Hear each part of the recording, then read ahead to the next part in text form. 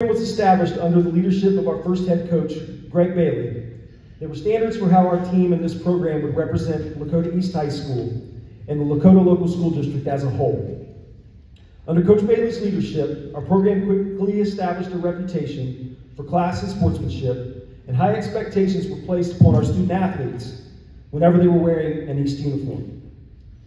Over time, as we settled into the new normal of a new high school, our program experienced success, ultimately leading to a GMC championship in 2004. Coach Bailey continued to lead the program through the 2009 season, and he was eventually recognized for his efforts in leading both Lakota High School's closing years and Lakota East's beginning years by being inducted into the Lakota Athletic Hall of Fame in 2013. At the conclusion of Coach Bailey's tenure, Lakota East was fortunate to pass the torch off to another coach who would continue the legacy established during the early years of the program. Coach Rick Haynes took the helm at Lakota East beginning in the 2010 season, and much like Coach Bailey's tenure, the program gradually rose to new heights. In 2012, Coach Haynes led the Thunderhawks to the school's first ever playoff berth and victory, a 45-38 win against Springboro. During Coach Haynes' tenure, Lakota East also saw such accomplishments as the first player recognized on an All-American squad, the school's first SEC and Big Ten recruits, and most significantly, the school's first 2 That's My Boy Award nominees, an award sponsored by the National Football Federation in recognition of student athletes who achieve excellence on the field, in the classroom, and in the community. Aside from all these accomplishments, most significantly, the Lakota East teams were recognized on the field as teams that always exhibited the character in the class and representative of the values of the Lakota East school community.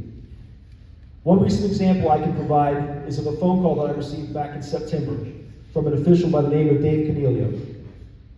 During our game versus Hamilton, in which Mr. Cornelio was the official on our sideline, he felt compelled to call me because he wanted to share that of the games that he'd worked in recent years, he believed the actions of the coaches and players on the Thunderhawks sideline were the most respectful interactions he had experienced as a game official.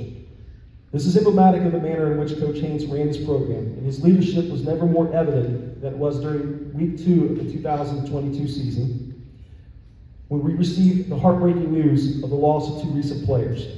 The strength and grace displayed by Coach Haynes during this time is awe-inspiring to everyone. While we are excited for our future, there is a bittersweetness that comes with this passing of the torch. There's nobody that I respect more as a person and as a football coach than Coach Haynes.